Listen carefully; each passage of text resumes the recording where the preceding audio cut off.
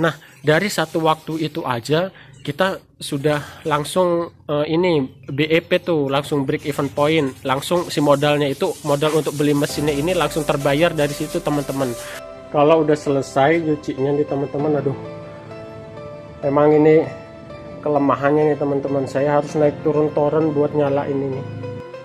Assalamualaikum warahmatullahi wabarakatuh. Halo sobat kucek, salam kucek. Nah, kali ini saya owner dari Solusi Laundry akan review nih bagaimana caranya Solusi Laundry menerima dan memproduksi cucian karpet. Nah, untuk itu ikuti cara saya berikut ini. Salam kucek. Ya, jadi tahap pertama kita kasih basah dulu nih semua karpetnya kayak gini nih teman-teman, kita kasih basah dulu semua karpetnya. Nah, kemudian setelah basah kita kasih sabunnya. Sabun apa itu bang? Coba lihat bang, sabun ekonomi aja ya, ekonomi yang biasa. Ekonomi ini mantap nih karena dia bersih banget, bersih kemudian wangi. Oke, selanjutnya setelah dikasih sabun beberapa, nah tahap selanjutnya kita cuci, kita sikat nih. Sikatnya kalau dulu kita sikat pakai sikat manual, tapi karena memang capek dan kualitas cuciannya enggak maksimal, jadi Solusi Laundry beli ini nih mesin cucinya, istilahnya mesin polisher kalau yang kayak begini. Tapi kalau misalnya Solusi Laundry sih bilangnya ini mesin ini aja, mesin sikat aja. Nah, dengan mesin sikat ini membantu cucian karpet jadi lebih bersih nih sobat, jadi lebih bersih, kemudian pokoknya efektif lah, bersih, kemudian karpetnya itu tak angkat. Jadi biasanya kalau karpet kotor atau karpet yang belum dilaundry biasanya itu nempel gitu. Nah, kalau misalnya dengan mesin ini nih, jadi si bulu karpetnya itu nanti dia keangkat sendiri. Nah, kemudian di karpet ini ada dua modenya ada dua nih. Coba bang, lihat bang, modenya ada dua. Matikan dulu, modenya tuh ada dua sobat, coba nggak kelihatan. Nah, ini ada putar ke kiri, dan kalau misalnya yang sebelahnya ini putar ke kanan.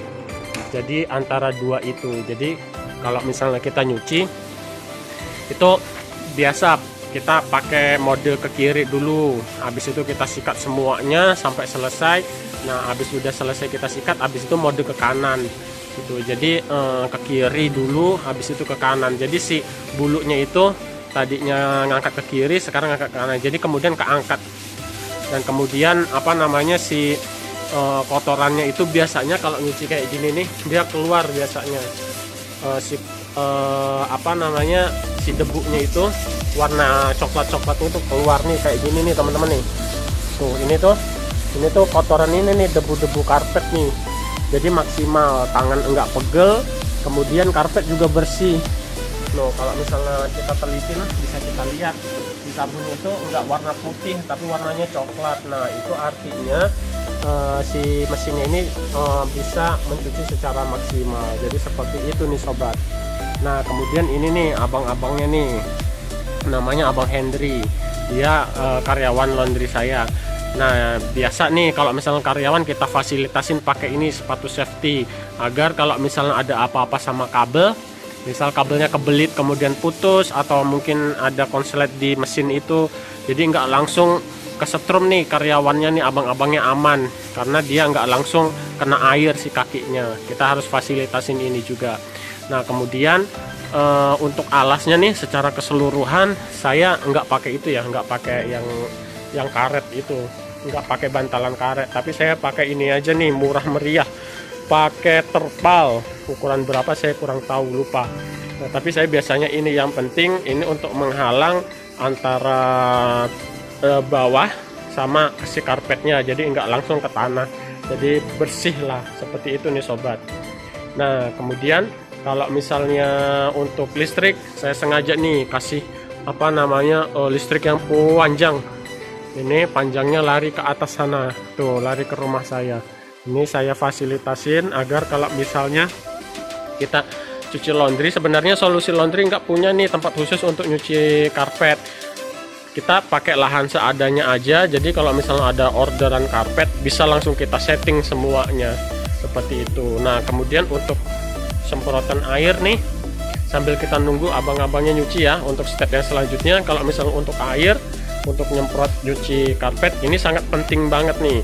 Untuk airnya itu teman-teman harus kenceng ya, harus benar-benar kenceng agar kalau misalnya kita nyuci karpet itu si kotorannya itu bisa terurai atau ketembak sama si air. Kalau misalnya si air keluarnya kecil atau lemah itu nggak bisa nembak si ininya, nembak si debunya biar rontok kalau lemah. Tapi kalau misalnya kenceng ini bisa nembak si debunya itu jadi keluar dan kemudian turun dari si karpetnya ini gitu. Jadi sebenarnya si debu-debunya itu ngumpet di dalam karpet itu. Jadi kalau misalnya pelanggan komplain biasanya itu ketika dia sujud atau ketika dia tiduran itu keisep debunya masuk ke dalam, keisep debunya masuk ke dalam apa namanya, masuk ke dalam. Matiin dulu bang itunya bang, matiin dulu itunya, mesinnya matiin dulu. Nah biasa nih trouble, matiin dulu kemudian ikat. Nah kita harus ikat nih, harus benar-benar ya masalah kabel ini, karena ketika dia produksi biasanya si kabel ini bakalan ngebelit di sini nih. Ini juga pernah nih ngebelit nih, jadi dia si kabel itu ngebelit ke mesin dan dengan cepat putus gitu. Nah untungnya kemarin ini saya pernah nih kebelit juga. Untungnya kemarin bisa langsung tertangani, bisa langsung dimatikan secara langsung. Jadi balik lagi nih ke masalah air nih, kalau misalnya kencang dia bisa ngangkat apa namanya si debunya itu dari si karpetnya. Nah balik lagi ke yang tadi, biasanya kualitas cucian karpet itu yang pertama memang bersih, kemudian kedua wangi, kemudian ketiga si lembutnya itu kemudian keempatnya empuk. Tapi memang empuk mah nggak bisa diakalin ya, karena kalau misalnya karpet yang lama biasanya empuknya itu bakalan berkurang kualitas empuknya gitu. Nah kemudian yang selanjutnya ketika pelanggan itu tiduran atau rebahan dia ngisep si debunya itu. Kalau masih keisep berarti memang masih kotor, tapi kalau misalnya nggak keisep si debunya itu berarti masih bersih atau kualitas cucinya bersih gitu. Jadi seperti itu. Jadi ini tahapan mencucinya, kita cuci dulu ke arah kiri dulu sampai semuanya beres dari ujung sampai ujung. Nah kalau misalnya sudah beres, nanti kita balik lagi mencuci tapi ke arah kanan sebaliknya gitu. Ini udah selesai belum bang untuk kirinya? Udah? Belum? Oh belum katanya. Nah ini untuk kualitas cucian juga harus pakai feeling ya kalau misalnya karpet ya. Kalau misalnya dicuci masih keluar masih keluar coklat debunya, berarti memang masih kotor gitu. Harus kita cuci terus berkali-kali berulang-ulang agar sampai si karpetnya itu bersih. Jadi seperti itu. Nah kalau misalnya satu cucian udah selesai nih ke arah kiri, nanti si modenya tadi kita balikin lagi ke arah kanan. Jadi satu mode ke arah kiri, kemudian mode yang lain ke arah kanan. Nah kemudian kalau misalnya air nih tadi untuk nyuci si karpetnya, kalau misalnya air ini sudah ke kanan ya. Oke ini udah ke kanan nih, jadi satu kali lagi mutar itu ke arah kanan gitu. Jadi untuk mengangkat si karpetnya. Nah sobat, untuk masalah air nih, untuk air agar supaya bisa kenceng itu yang pertama bisa nih pakai mesin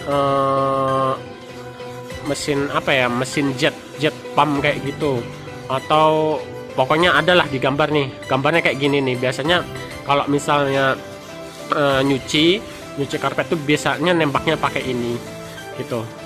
Nah kalau misalnya pun enggak ada, saya akalin lagi nih. Jadi saya sudah ketemu solusinya tanpa mesin yang ini, karena mesin yang jet ini rada lumayan beresiko lah.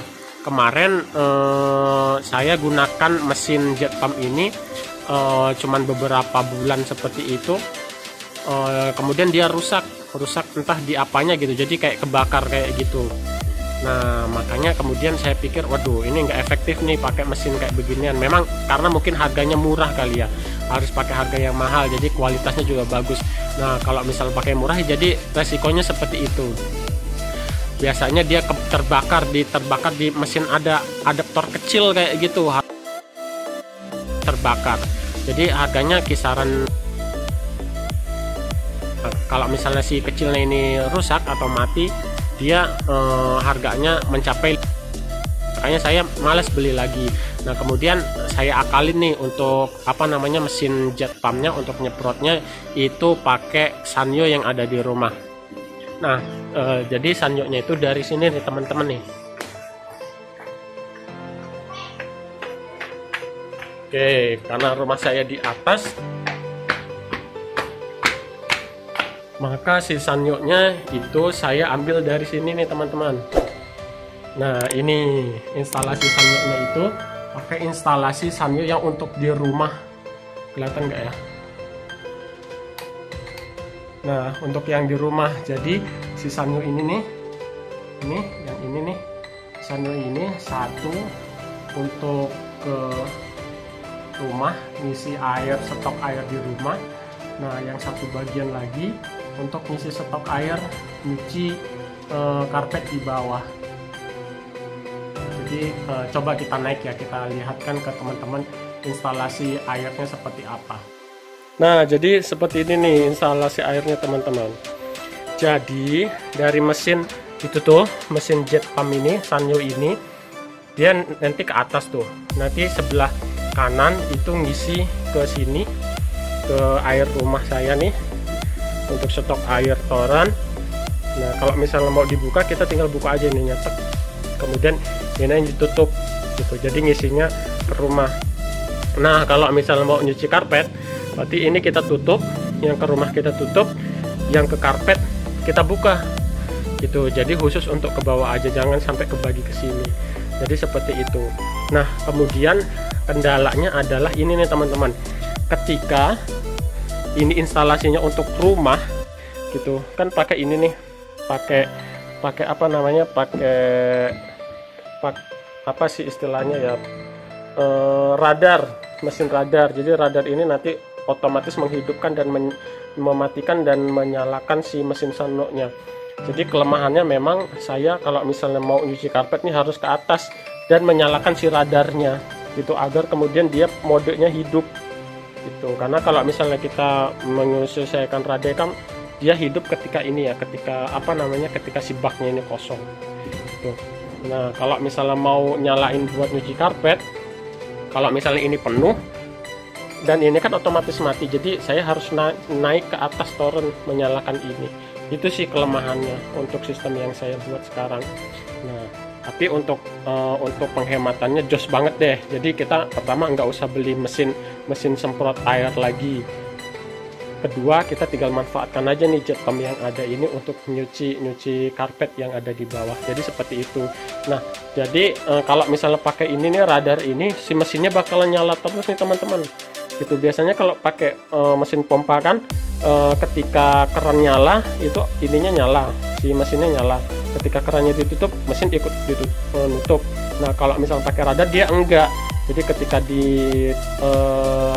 dinyalakan si mesinnya dia bakalan ngedorong, tapi ketika ditutup dia tetap nyala, dan itu bakalan beresiko merusak si mesinnya ini, jadi bakalan cepat rusak, dan kemudian listriknya juga bakalan kepakai banyak. Jadi solusinya adalah si sambungannya ini, sambungan mesinnya ini saya pakaikan saklar di bawah untuk menyalakan dan mematikan.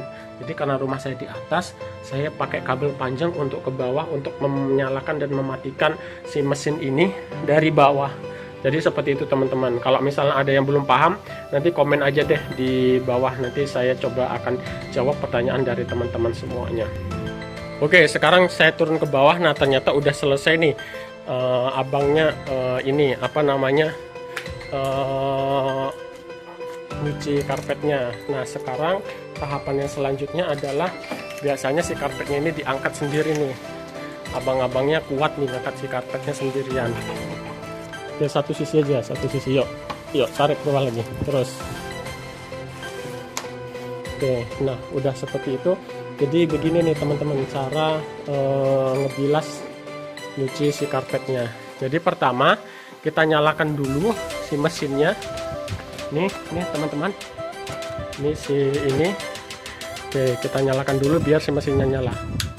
Dia nyala nih teman-teman, nggak kedengeran. Nah kemudian kita nyalakan si kerannya bang, nyalain bang.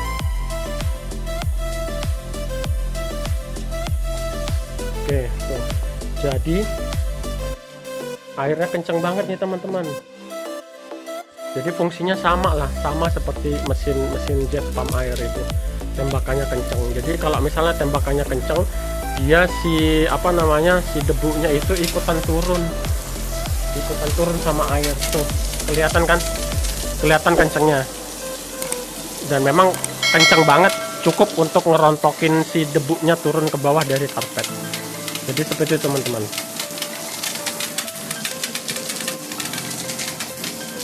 Tuh, dari suara juga tembakannya kenceng banget, kedengaran kalau misalnya si dorongan airnya itu kenceng. Dan tuh lihat tuh, nanti dia airnya bakalan turun ngikutin tembakan air ke bawah, dan kelihatan coklatnya. Kalau misalnya coklat banget berarti nyucinya maksimal nih teman-teman. Kalau misalnya kemudian enggak keluar warna coklatnya, berarti memang nggak maksimal proses pencuciannya. Kalau misalnya coklat banget airnya berarti cucinya maksimal. Itu. Nah kita semprot si karpetnya ini sampai busanya habis, sampai busanya benar-benar kering, sampai busanya benar-benar pindah dari si karpetnya.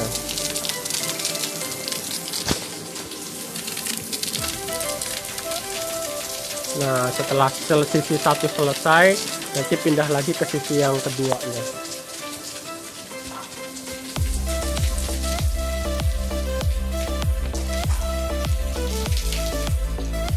Jadi seperti itu ya teman-teman, review mencuci karpet ala Solusi Laundry. Nah apabila ada yang pengen tanya-tanya nih tentang cuci laundry karpet, silahkan komen di bawah.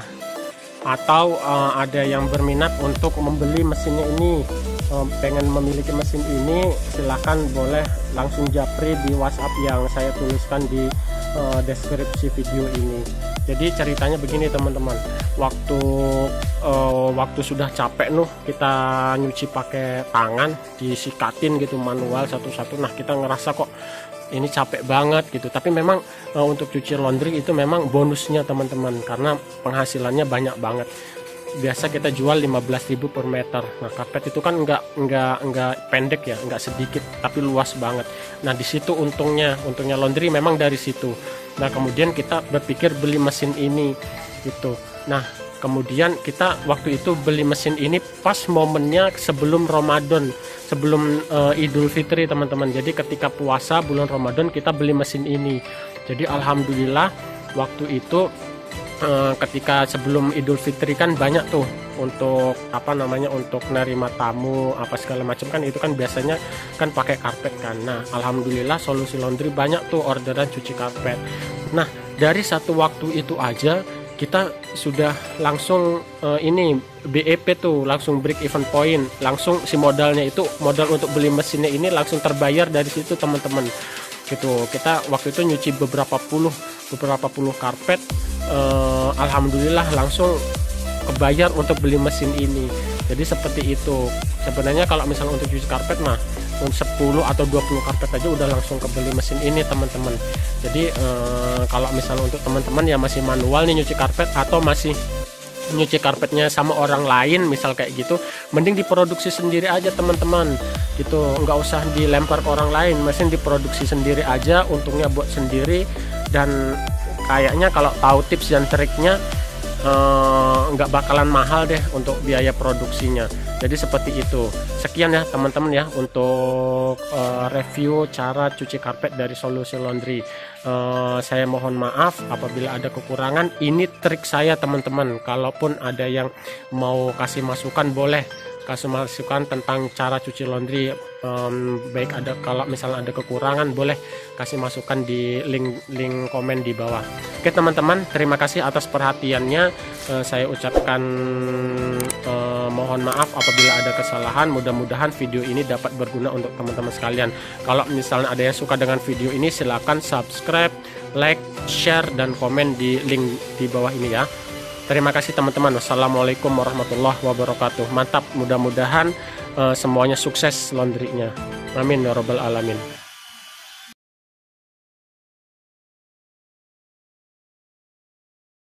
Kalau udah selesai nyucinya nih teman-teman, aduh, emang ini kelemahannya nih teman-teman, saya harus naik turun toren buat nyalain ini atau matiin si radarnya ini. Tapi buat teman-teman yang punya tips dan trik caranya bagaimana agar dia bisa mati otomatis kalau misalnya si nyucinya udah selesai, nanti bolehlah komen ya. Jadi untuk tahap terakhir, kalau udah selesai nyuci nyuci karpetnya, kita matikan dulu nih teman-teman arah yang ke nyuci karpet. Nah kemudian kita buka untuk arah yang buat ngisi toren. Nah kemudian baru deh kita nyalakan ini. Maaf teman-teman, pakai kaki. Udah kita nyalakan si mesinnya agar bisa ngisi air. Jadi seperti itu. Jadi mati.